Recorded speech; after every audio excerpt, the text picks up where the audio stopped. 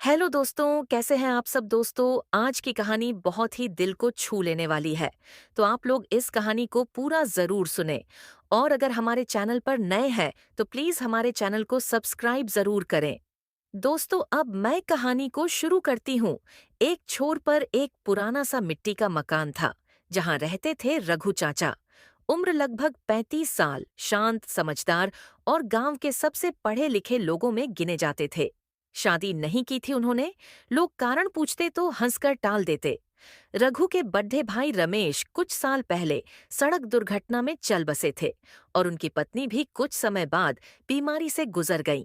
उनकी एक ही बेटी थी, नेहा। नेहा तब केवल 13 साल की थी और रघु ने ही उसकी पढ़ाई लिखाई, पालन पोषण की जिम्मेदारी ली थी।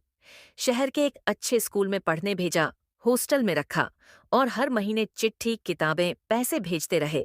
नेहा के लिए रघु सिर्फ चाचा नहीं, एक तरह से अभिभावक, दोस्त और मार्गदर्शक थे। समय बीता और नेहा अब 22 साल की हो चुकी थी।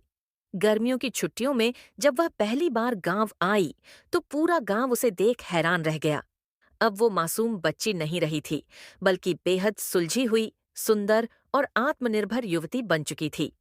रघु ने उसे देखकर एक पल को पहचान ही नहीं पाया। नेहा दौड़कर उनके गले लगी।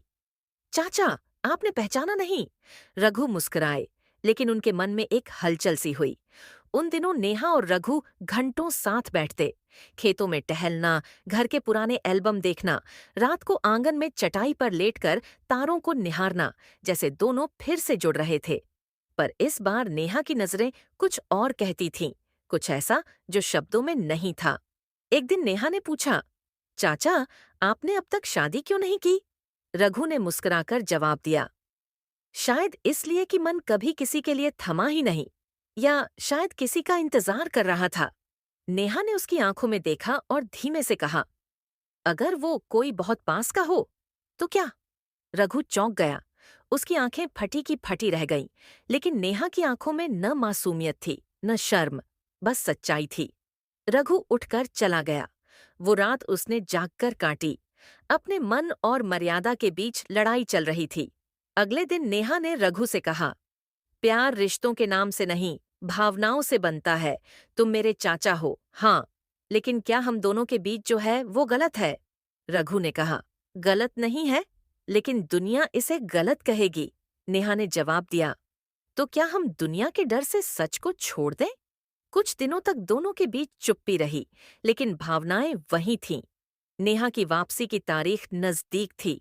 जाने से एक रात पहले उसने रघु का हाथ पकड़ा और कहा, मैं जा रही हूं, लेकिन अगर तुम साथ हो तो लौट आऊंगी। बताओ, क्या इंतजार करोगे? रघु की आंखों में पहली बार आंसू थे। उसने सिर्फ इतना कहा, हाँ, हर जन्म तक। और वो पहली बार नेहा के माथे को चूमा। 1 महीने बाद नेहा वापस आई, इस बार हमेशा के लिए। और कुछ समय बाद दोनों ने शहर जाकर कोर्ट मैरिज कर ली। दुनिया ने ताना मारा, रिश्तेदारों ने नाता तोड़ लिया, लेकिन नेहा और रघु ने एक दूसरे का हाथ नहीं छोड़ा, क्योंकि उन्हें पता था यह रिश्ता किसी भी नाम से बड़ा है, क्योंकि ये सच्चा था। रघु और नेहा अब शहर में एक साथ रह रहे थे। कोर्ट मैरिज के बाद जिंदगी ने जैसे करवट ली थी, लेकिन समाज की परछाइयां अब भी उनके साथ चलती थीं। किराए के छोटे से फ्लैट में वे एक नई दुनिया बुनने की कोशिश कर रहे थे, लेकिन हर दिन चुनौतियों का समंदर ले आता। नेहा ने एक स्कूल में पढ़ाना शुरू किया और रघु ने एक छोटी कोचिंग क्लास खोली, जहां वह गांव के बच्चों को ऑनलाइन पढ़ाने लगे। लेकिन पड़ोसी, रिश्तेदार, हर कोई उनके रिश्ते पर सवाल उठाता। चाचा भतीजी ने शादी की, ये तो शर्म की बात है। एक रात रघु बहुत चुप थे। उन्होंने नेहा से कहा, शायद मैं गलत था। मैंने तुम्हें समाज की नजरों में गिरा दिया। नेहा ने उनका चेहरा अपने हाथों में लेकर कहा, रघु, तुमने मुझे ऊपर उठाया है, दुनिया की नजरों से नहीं, मेरी नजरों में। उसका जवाब रघु के टूटते आत्मविश्वास को जैसे संजीवनी दे गया।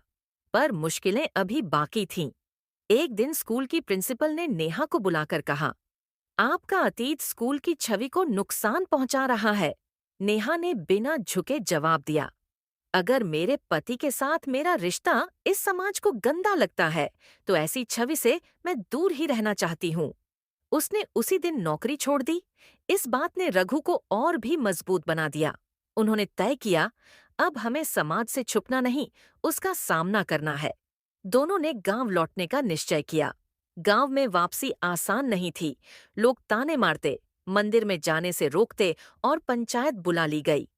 पंचायत में रघु ने सबके सामने कहा, हमने मर्यादा तो नहीं की, बल्कि उसे निभाया है। मैंने नेहा को उसके आत्मसम्मान के साथ अपनाया है।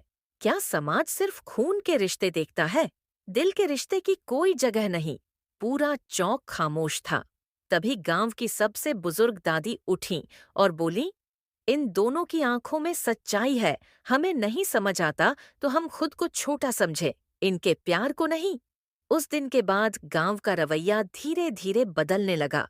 नेहा ने गांव की महिलाओं के लिए पढ़ाई की क्लास शुरू की और रघु ने एक लाइब्रेरी बनवाई।